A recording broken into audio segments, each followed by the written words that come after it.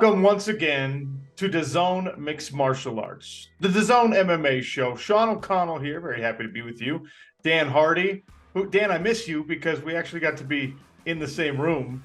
It's a novel concept. We usually are talking to one another across the Atlantic Ocean, and a very special guest today, still undefeated, coming fresh off a submission victory, Dakota Ditcheva.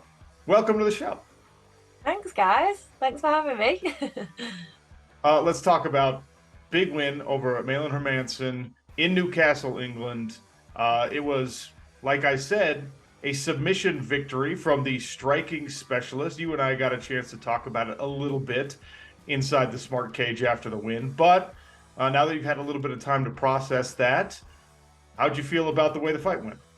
Yeah, do you know what? I'm super happy that I got to show that, and I feel like the reply from like the internet, everyone seems to be in a little bit of a shock at the moment.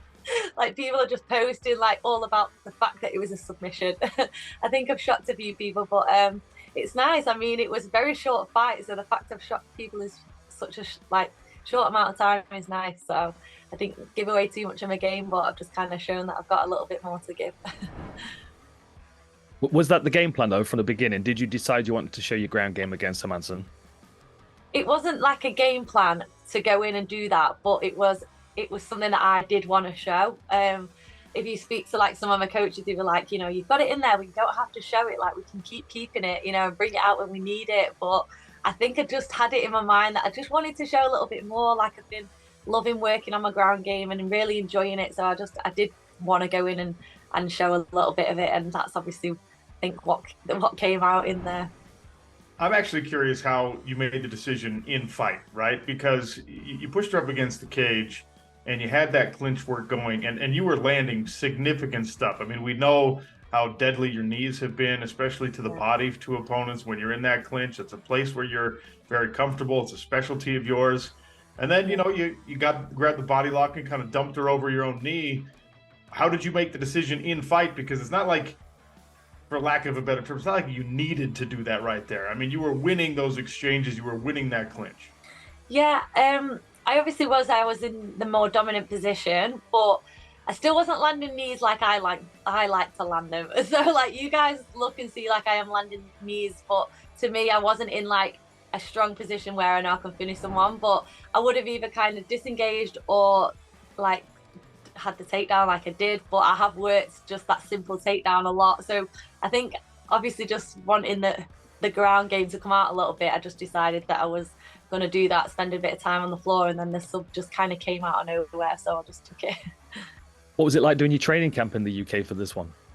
Do you know what? I had a really good camp. I really did. My plan initially was to go over to ATT again a lot earlier this time, because every time there seems to be like something that stops me going over there and just puts me back steps. But I still really enjoyed camp, and I feel like I progressed a lot as well. Like I had a lot of obviously being back at home and needed to make sure that my structure was right. Being over at ATT has taught me a lot about my timetable and, you know, having that set program where I know what I'm doing and what I'm working on. So I made sure that I implemented that over here this time.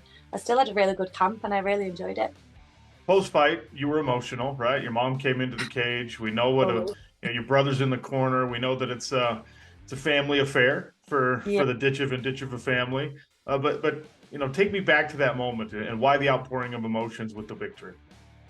Yeah, it seems to always bring the tears. It annoys me, to be honest. But I think I treat every fight like I'm fighting for a world title. Like it doesn't matter how big or small it is to me. Like every fight is important, you know, and keeping that O on my record is important. And I think that's why I put a lot of pressure on myself. Feel like this time there was a lot of pressure because it was like kicking off PFL Europe. I was co-main event. I felt like this is like my first big, like, you know, my first big time carrying a show, I would say, you know, not carrying it, but like being the main person. I feel like I've been on the undercards a lot and, you know, just been happy to be part of everyone else's like card and stuff. But this time I felt like I was, you know, the main person that everyone was looking at. So I think just all those different things was just a build up of the emotion, and just the sport just means a lot to me, I think. And yeah, that's just why I always end up crying, but I won't next time.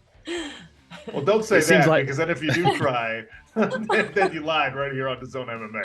All right. I know. I will not cry next time. I'm making that promise now.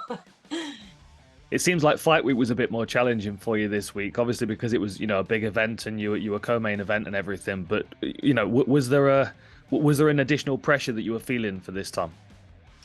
Yeah, definitely. I think it was like new pressure. So like the media and stuff like that is what I get. PFL are quite good at bringing that around me anyway. So even the cards that I've been on before, I've had quite a lot of media to do. But I think just the like new pressures of, like I said, co-main event, and then it being back at home with a home crowd.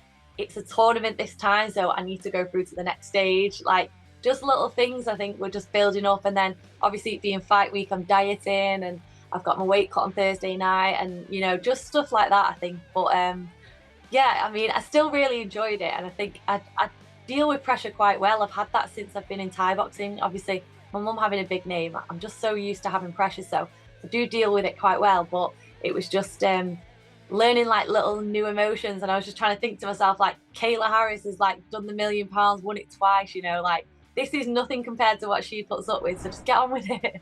That's what I was kind of thinking in my head. Well, you brought it up. I mean, it is different now, right? Before we had you in showcase bouts, opportunities to, put your talents on display, but this is very much about advancing to a championship opportunity. There's $100,000 at the end of this if everything goes well.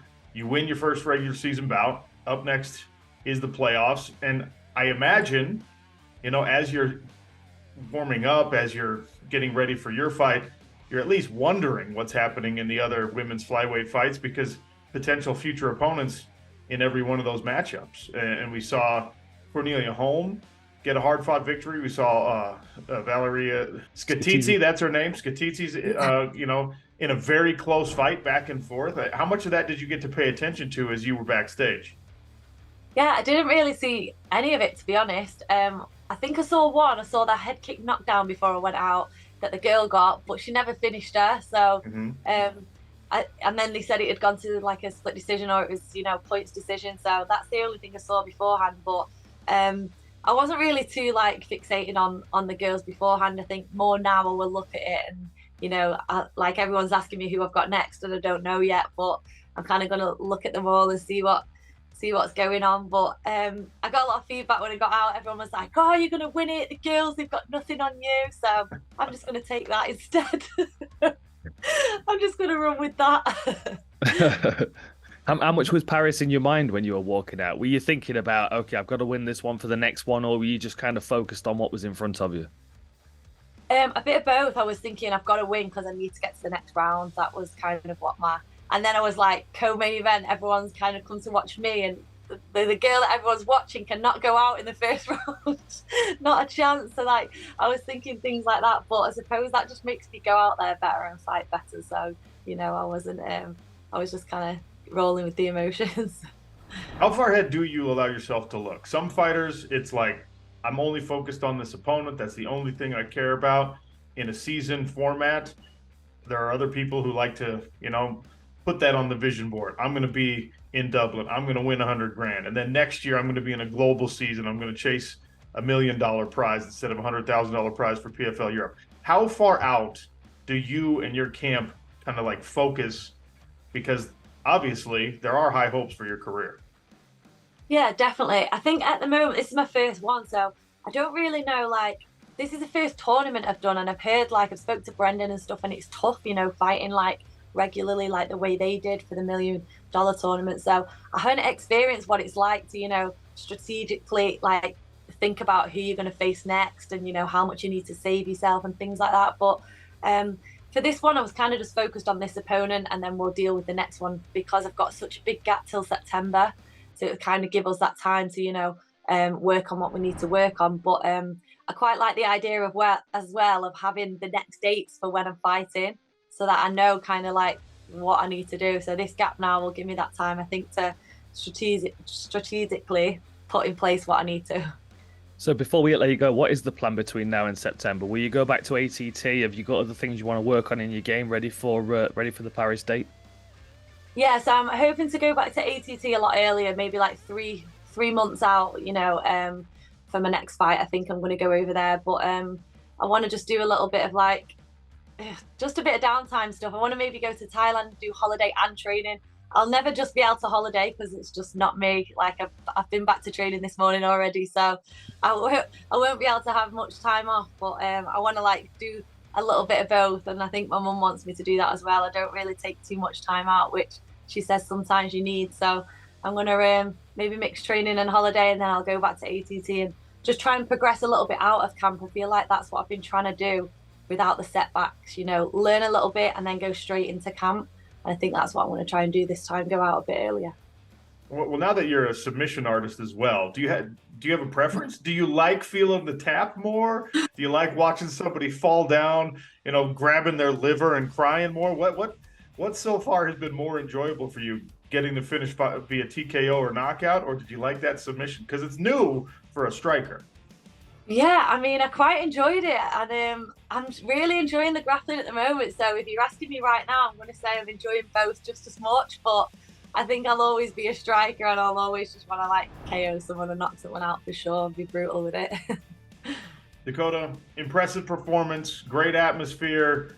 PFL Europe, we couldn't have asked for a better show, a better card. Obviously, you were a huge part of it. So good luck on your pseudo vacation, training and holiday in Thailand. And then, you know, I guess we'll see you pretty soon as the PFL season continues in PFL Europe.